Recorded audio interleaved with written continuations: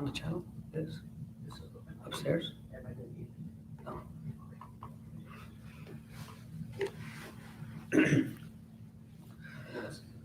الحمد لله وكفى والسلام على عباده الذين اصطفى أما بعد فأعوذ بالله من الشيطان الرجيم بسم الله الرحمن الرحيم والله جعل لكم من بيوتكم سكنا وقال النبي صلى الله عليه وسلم خيركم لأهله وأنا خيركم لأهلي سبحان ربك رب العزة عما يصفون وسلام على المرسلين والحمد لله رب العالمين اللهم صل على سيدنا محمد وعلى آل سيدنا محمد وبارك وسلم اللهم صل على سيدنا محمد وعلى آل سيدنا محمد وبارك وسلم اللهم صل على سيدنا محمد وعلى آل سيدنا محمد وبارك وسلم.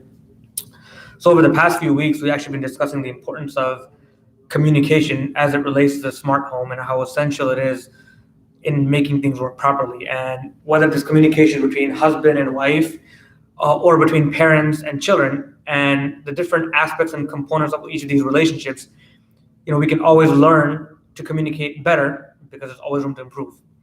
Now, a few times I had mentioned that communication is more than just words that come out of our mouth and never really went into detail. And today I want to touch on that topic and also the title, what's called language of love. Right? So we'll talk about two of these concepts today and how we can use these nonverbal communication, as I call it, more effectively because let's face it, we're not all very charming and eloquent when it comes to speaking to people, much less our spouses. At least from a men's perspective, I call it the foot and mouth disease.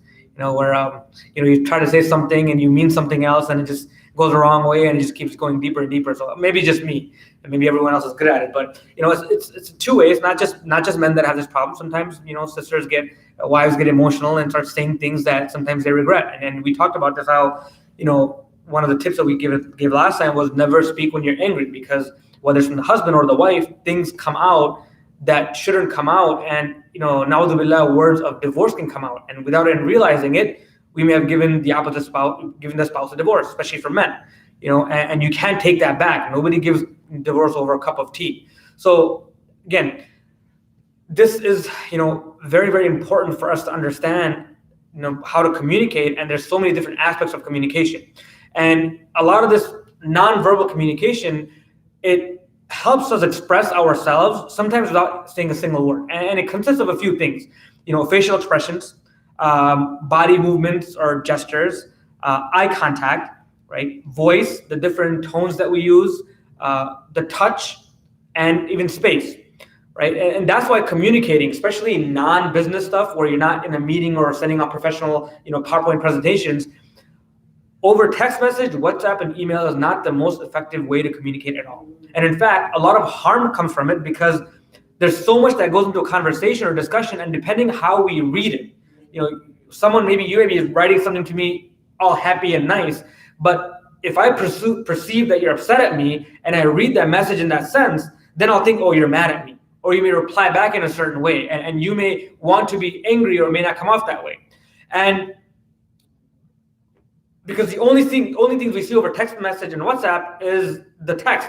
I mean, you got emojis to it to sometimes help, because what are emojis? You're trying to show facial expressions that, you say a line and you put a smiley face next to it, so the person knows that you're saying it as a good thing and not trying to get them upset. Or you have that, angry face emoji, so people know what you're saying. You're angry about it, right? And I can't tell you how many times I've made this mistake and still make this mistake. And the reason for this is because we live in such a complex world. And we have so many different things going on in our life and so many different conversations. If you look at your WhatsApp, you have like 5 different conversations going on, and we're too busy to call someone or sit down with someone and have that conversations because we're trying to multitask, right? And unfortunately, speaking from experience, we don't make the time to sit down to talk to someone or pick up the phone because we're trying to be efficient and multitask. Well, because I can be with my kids and eating dinner and have that conversation.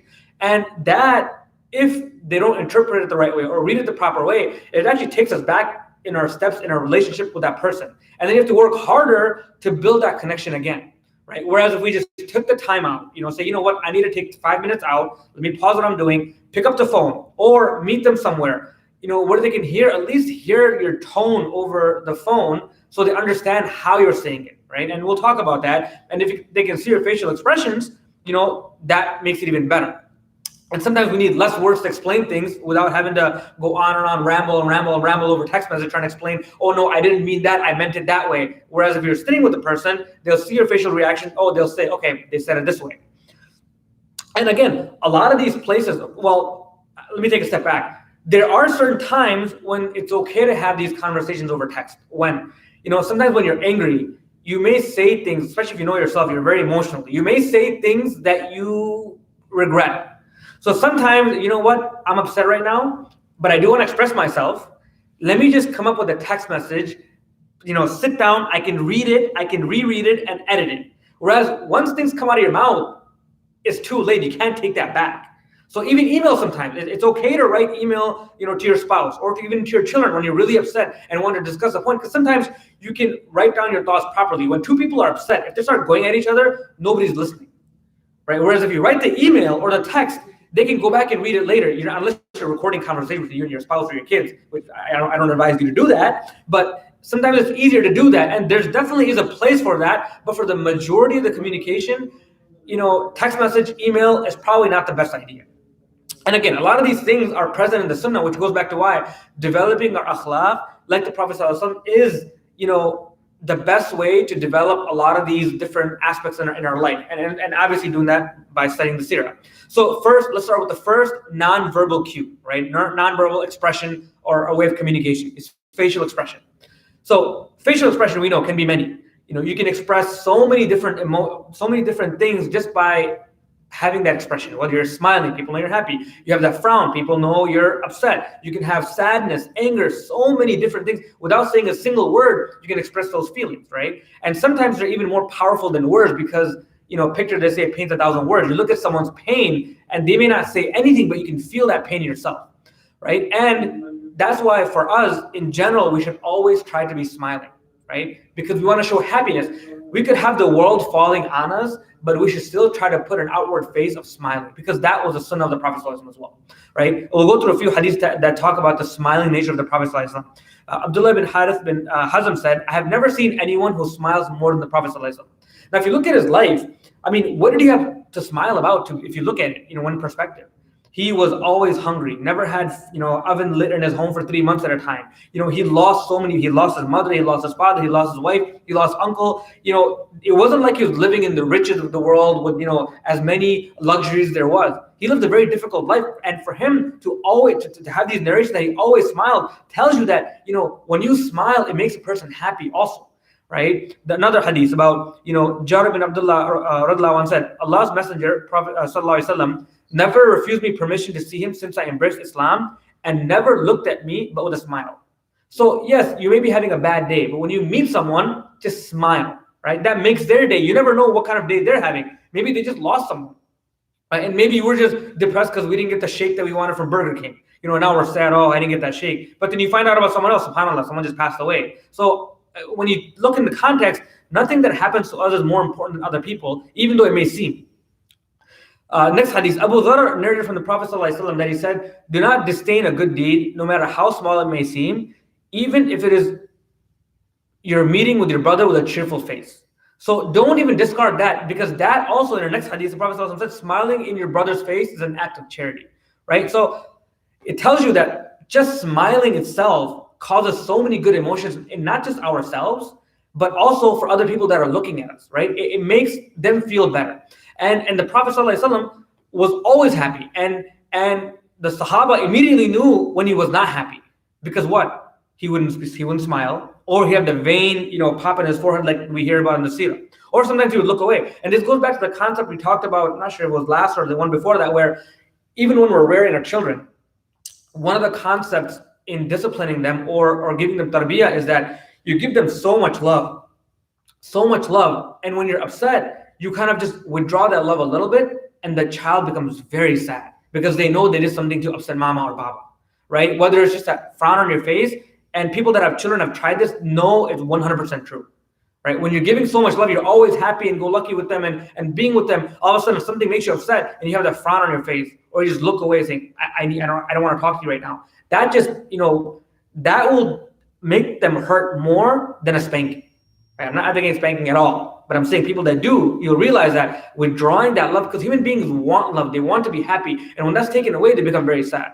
So the Prophet ﷺ, from these hadiths, we see that he was always smiling. And who can say they had a more difficult life than the Prophet ﷺ, right? And yet he was always smiling. So how do we work on this? Some people by nature are always frowning. It takes very difficult. It's very hard to get them to smile. Right? And for some people, they're always smiling, mashallah. I mean, you're around them and you want to be around them because they're always smiling. No matter what's happening in their life, they say, alhamdulillah, everything is fine. How are you, brother? People have this. So we have to become like that because, just that goodness passes on. It's very contagious. Just like you don't want to be around people that are always angry because then you start feeling angry. Same way, you want to be around people that are happy. So if that's not what our baseline is, then we need to work on it. And if you're always frowning, then people don't know when you're actually mad. Whether that's you're mad because something happened or you're a baseline frowny face, and that can become a problem. So smiling has a lot of benefits, right? So when we smile, we're in a good mood. Sometimes you have to fake it till you make it. So smiling constantly, that's also medically good for us because we're in a good mood, right? And when someone is smiling all the time and they get upset, just by not smiling, people can pick up on that. Oh, this brother's always smiling. Why is he not smiling? My wife is always smiling. Something must have happened. We can pick up on those non-verbal cues from this facial expression. When we smile, we're getting a word of sadaqah, without spending a single penny, right? Again, makes the other person happy. So, obviously other benefits too. We'll keep it at that. And this again goes back to always being positive, right? No matter what happens, always be positive in your words and also in the way you carry yourself. The second non-verbal type of communication is by body movements or gestures, right? And this sort of ties into the facial expressions because, body movement is the expression of the body, right? When we talk a certain way, like when I'm talking, I use my hands a lot, right? And that sometimes people have that. And sometimes when you're talking to people, for example, if I'm talking to you now with my cell phone in my hand saying, oh yeah, what's going on? It doesn't give them the idea that you're interested in them. Right? If someone's having a serious conversation, you're kind of laid out on the sofa, it's like, yeah, I know, I get it. It tells you that you're not taking them seriously, right? That body language makes a big difference, right? Same exact way, like when we tell our kids, don't slouch, sit up. Why? It gives you the impression that you're lazy and you don't want to do something. So when we're having an important meeting, it's important to sit up and be engaged in that meeting, and that's body language. It tells you, okay, this person is taking me seriously, and that helps in that conversation. Right? And it doesn't mean that you're always uptight and erect and, someone's talking to you, okay, all of a sudden I have to sit up and yes. No, that's not. It's understanding the situation. If it's you and your wife just having a casual conversation, yeah, you can be reclined on a couch and just discuss things, or with your friends or with your children, right? Just understanding the context of what's going on, what the conversation about, how serious is it, how not serious it is, and then, having that body language, right? The third is eye contact. So this goes back to, again, when we're talking to someone and looking away or into their phone, right? It sets off a negative impression. Even though we may be listening to them completely, in verbal aspect, you may be able to hear them. Or when we're talking and we're on our phone, it may seem as if we're talking, but it doesn't give that impression that you're giving any importance to it, right? One of the sunnah of the Prophet ﷺ was that when he would speak to someone, he would turn his entire body towards them and he would look at them, right? And he had this habit, he had this way of making that person in front of him feel like they were the most important person on earth. Right? That's part of akhlaq. For us, unfortunately, and myself, of course, it's, you're on your cell phone, you're having one conversation there, you're having a conversation with your children, with your parents, with your spouse. It's not good adab. And that's something we've lost because of the cell phone, right? So eye contact is very, very important. And that's something, when you just look at someone, it makes them feel very important. So like I talked about previously, when you're having that conversation, if you need to have the conversation on the phone, either pause someone that's speaking in front of you or pause that conversation. Say, you know what, give me 5 minutes, then I'll give you my attention, right? Or put the phone down right away and talk with them fully until they're done and then go back to the phone. Like I said before, we're not saving anyone's life over the phone. It's just probably some funny video, WhatsApp video they're forwarding that you have to really look at and then you feel like it's important, right? So when we give the person eye contact, it shows how attentive we are to them, right? It shows them that we're giving respect. Like when we're talking to kids, when they're looking around, say, look at me when I'm talking to you. Right? The same exact way when we're talking to people, when we look at them, it shows them that it's something important, right? And sometimes it can also indicate if someone's lying or telling the truth. If you're having a serious conversation, they ask you, did you do this? And the child kind of says,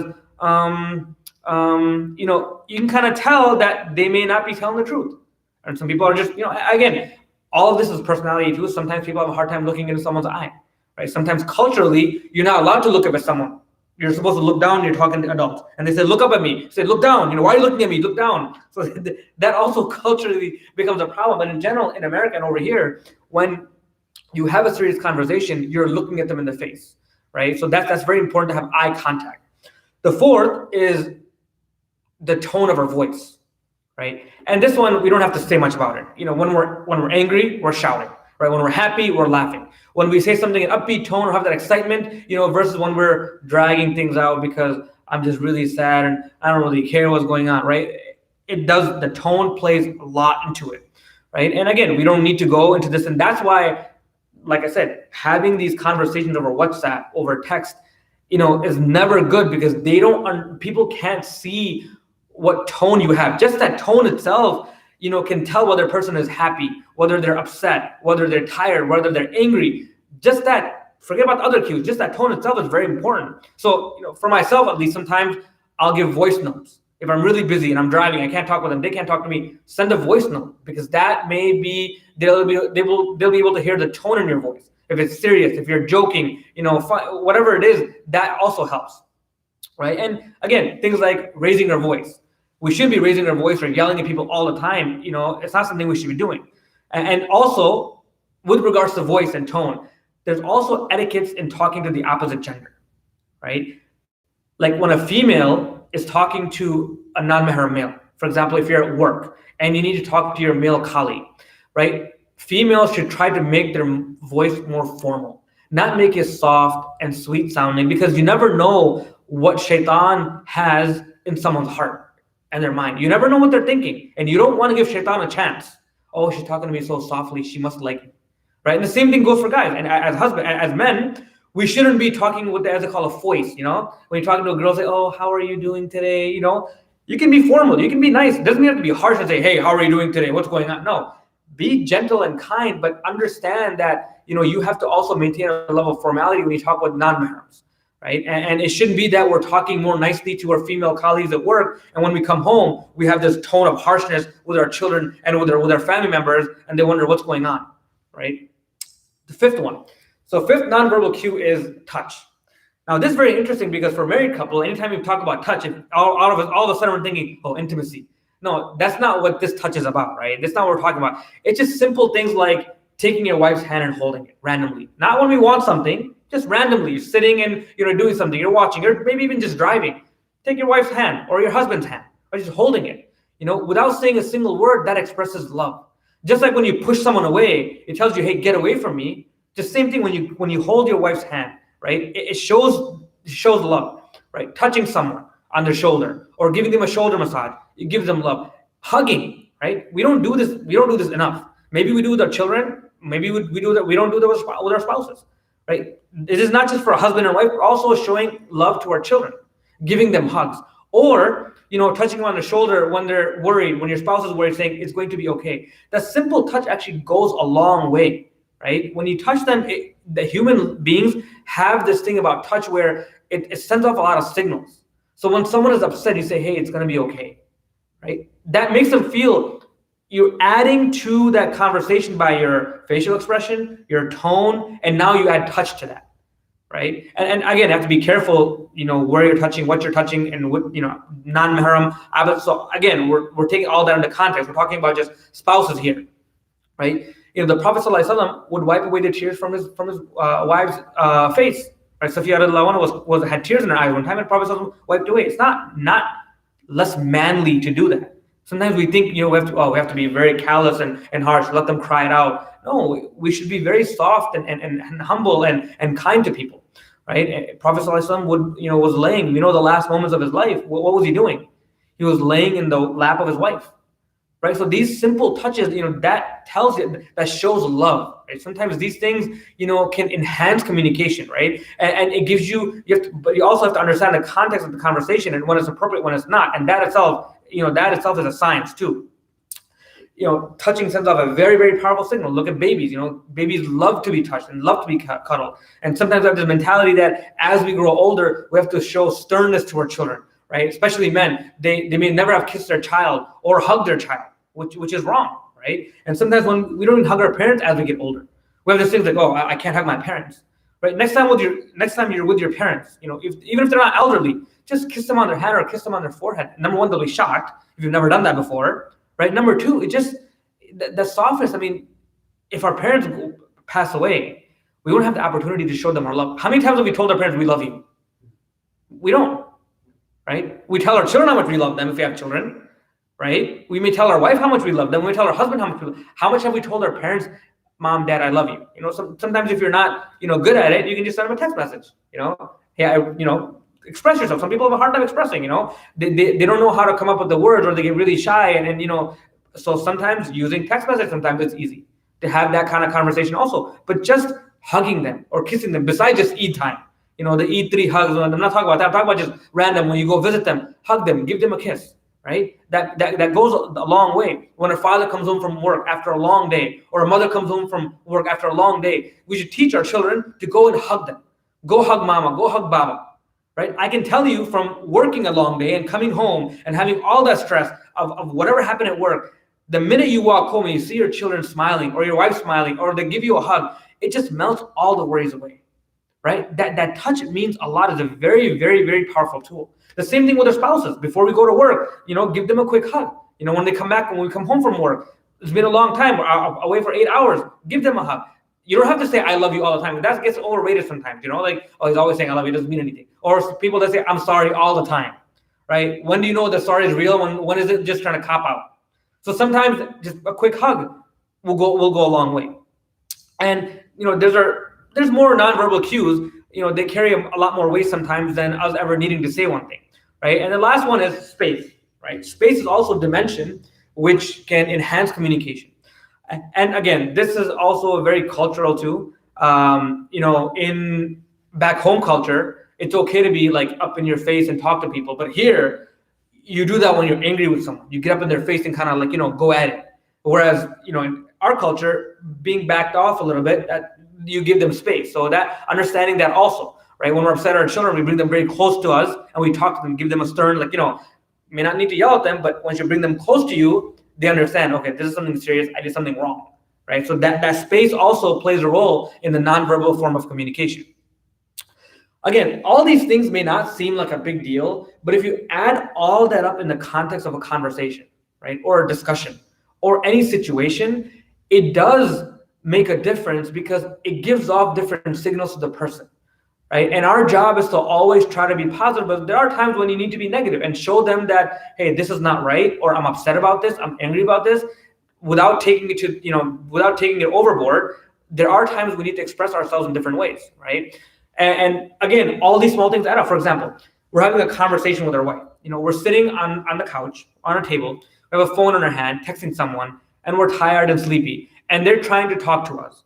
And we're not even looking at them, right? I'm sure we've all had those kind of conversations. And we're not even paying attention. We may be paying attention, but the body language, the facial expression, the eye contact is not there. And they may be upset about something talking to us. Imagine how they feel. They're already upset. They want to talk to us about something. And now we're not giving them the proper attention, or it seems as if we're not giving proper attention. Whatever the situation, we're tired from work, whatever it is, right? That causes more frustration. And then what? Then they may blow up, say, you never pay any attention to me. The phone is more important than I am, right? All these things add up. Whereas let's say your wife wants to talk to you, right? We put her phone aside, smile at her, and look at her eyes while she's speaking, and nod, right? And positive reaffirmation when you're talking to them. That makes them feel as if you're part of the conversation.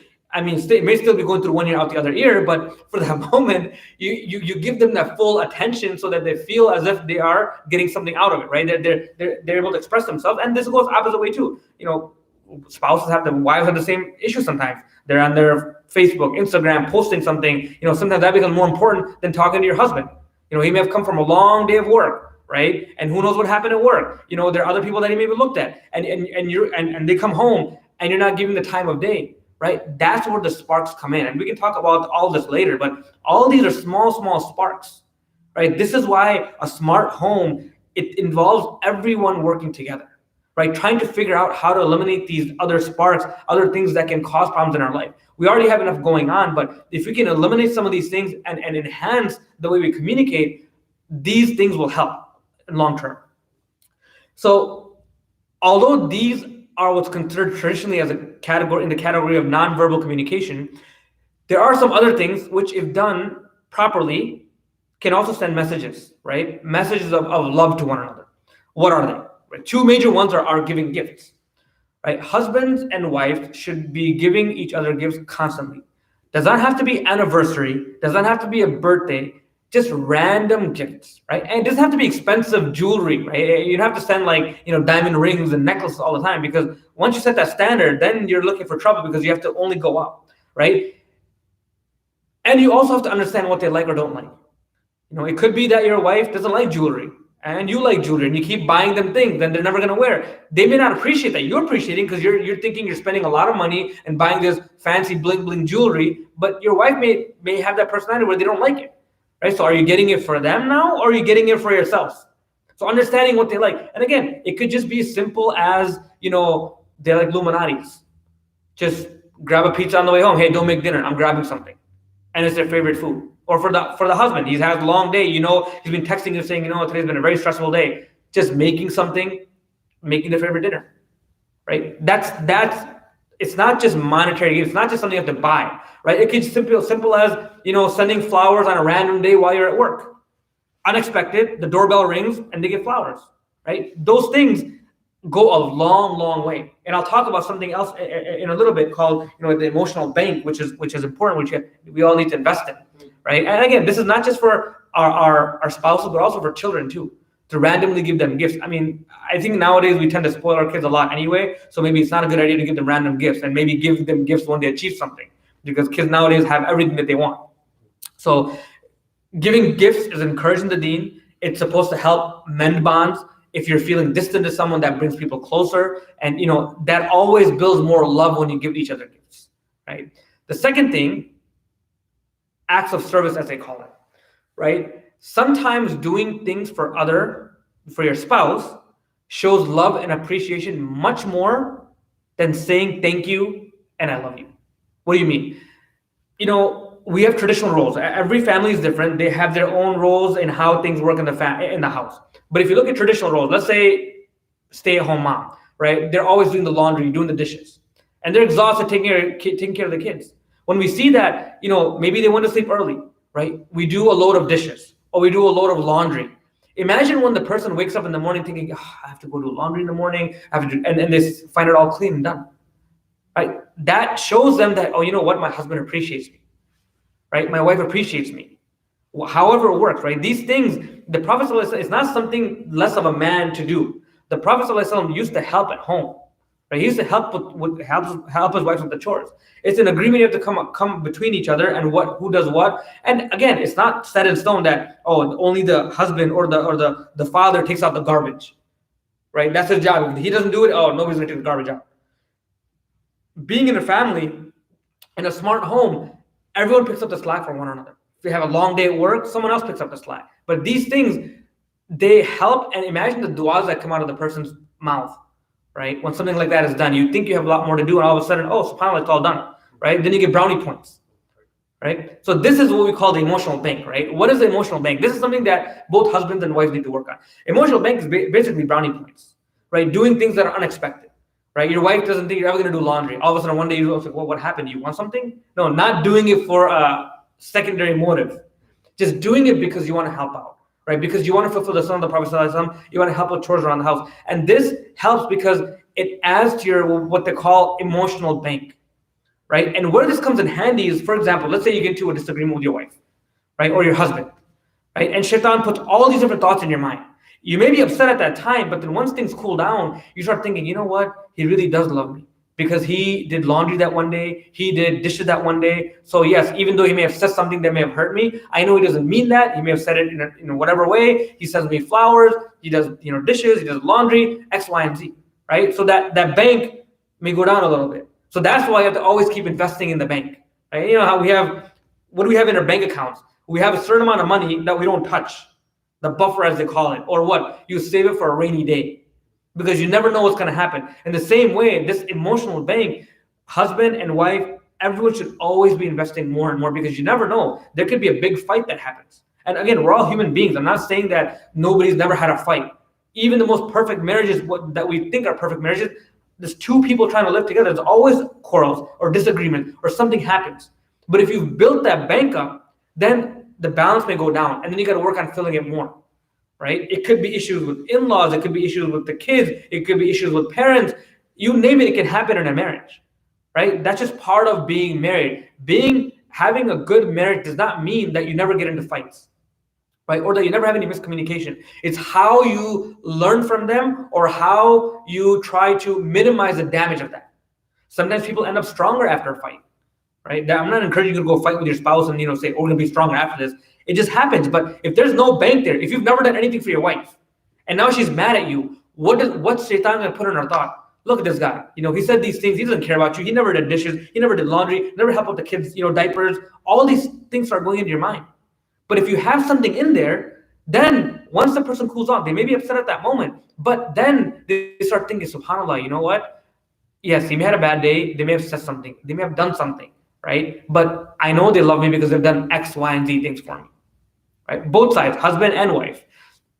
So we've talked about a lot of different things today, and obviously you can go back and listen to this if you didn't catch everything. But overall, the theme today was, again, communication. Right? This is the third lecture in the series of communication, and that communication isn't always verbal. It's not always the words that come out of our mouth, but a lot more other things can be involved with it.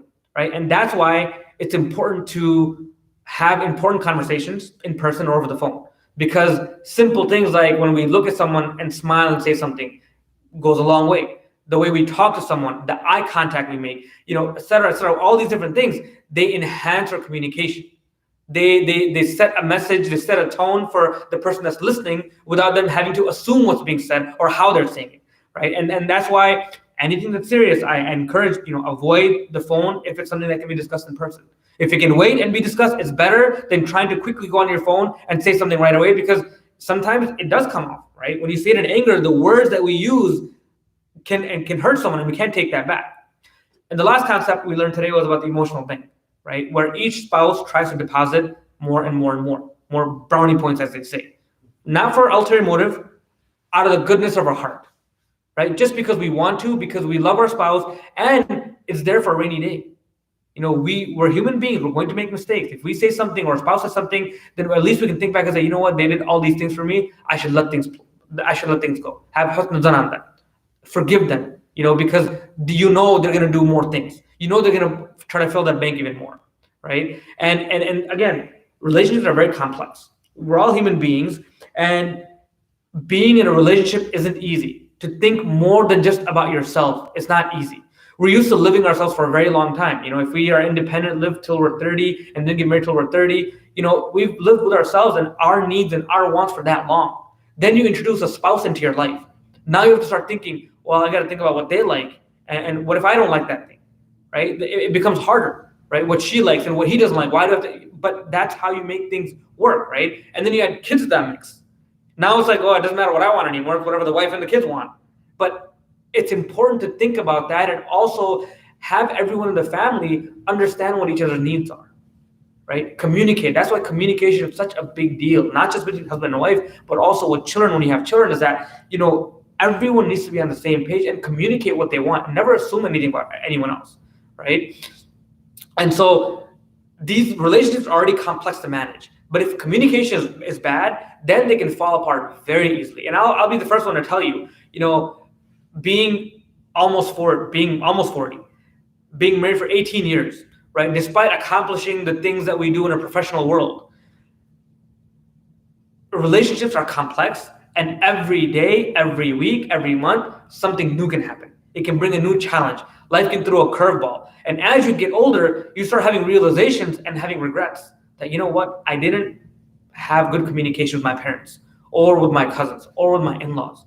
Right? And you have these regrets when you start hearing these different things, like, subhanAllah, I could have been better. But it's never too late. As long as we're still alive, we have the ability to change, or at least fix things that we realize that we messed up on, and seek forgiveness from Allah subhanahu wa ta'ala if we've wronged people in our life. Right? So inshallah, if you try to remember these advices and try to apply them, it's never too late. These things are never too late, because once you have that remorse and seek tawbah from Allah subhanahu wa ta'ala and try to fix relationships, people are looking to forgive. right? If we messed up, as long as we have that desire to fix ourselves, people want to give second chances. Whether it's between husband and wife, whether it's with children and parents, right? Some children haven't talked to their parents because something may have happened. But it's never too late, because once the person dies, then you can't change anything. Right? There's always room to fix ourselves. So we ask Allah subhanahu wa ta'ala to allow us to understand and implement these non-verbal ways of communication. We ask Allah subhanahu wa ta'ala to allow us to learn the language of love. We ask Allah subhanahu wa ta'ala to allow us to fill our emotional blanks so that we never run out. And we ask Allah subhanahu wa ta'ala to allow us to fix our relationships and forgive all our shortcomings and sins. Wa akhiru da'wana and alhamdulillahi rabbil alameen.